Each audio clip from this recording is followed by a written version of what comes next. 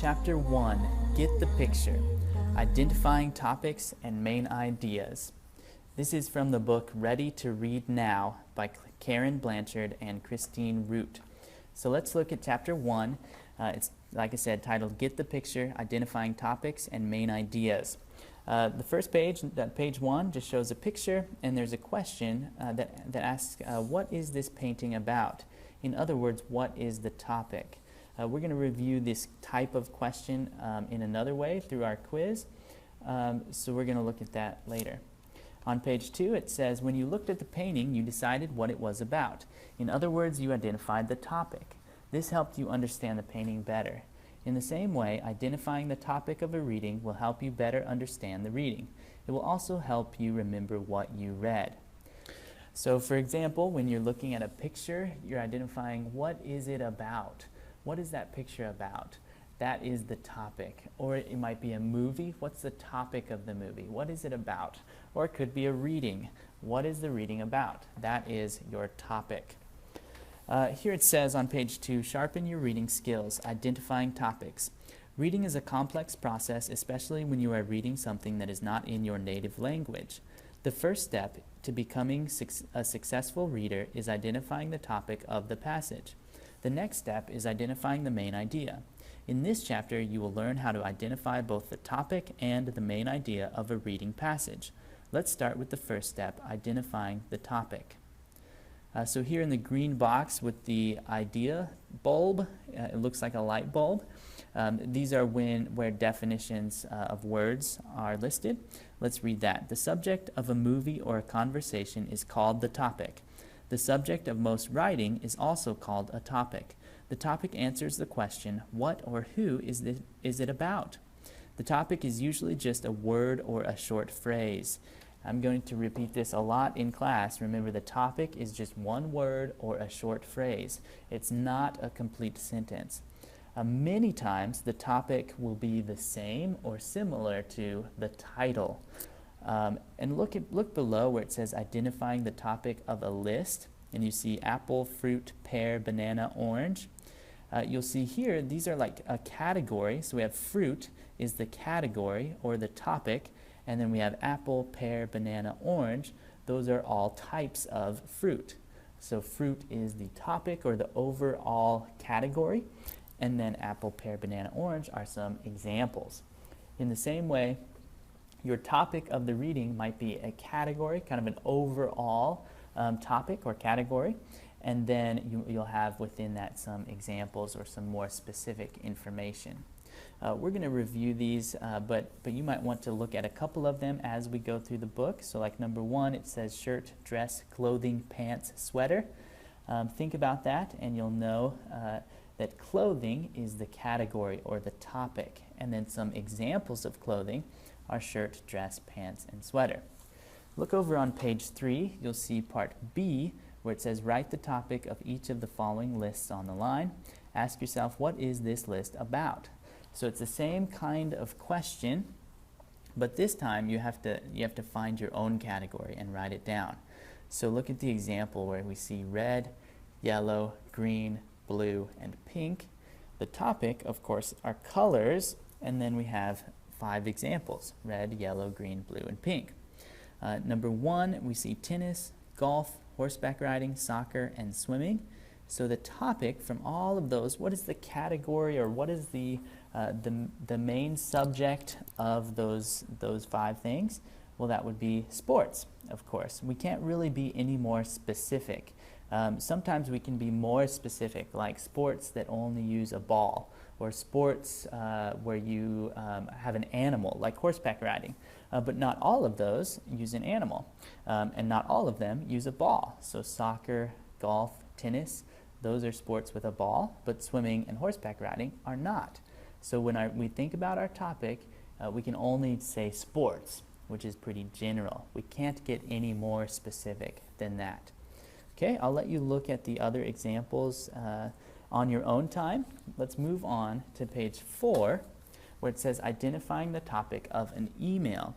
So just like we can identify the topic of a movie or a book, we can identify the topic of an email, and it's usually just typed there in the subject line. So look at the example where it says subject, New York meeting on page 4. And you'll read this short paragraph, this short email where it says, "Hi Karen, I think we should have a meeting in the New York office next week. Can you come to New York on Tuesday, May 6th?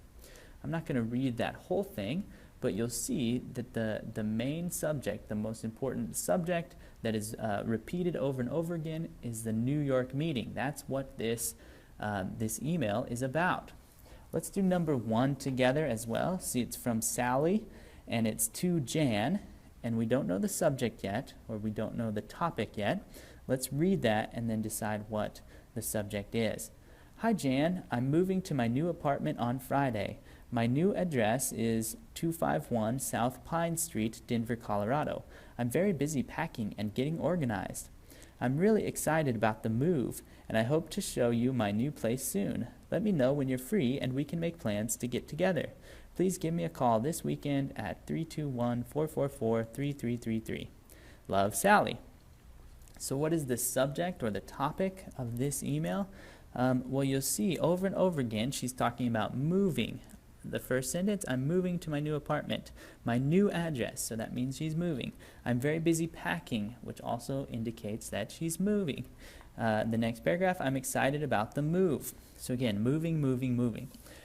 So it could be the subject or topic would be moving, or moving to Colorado, or moving to a new apartment.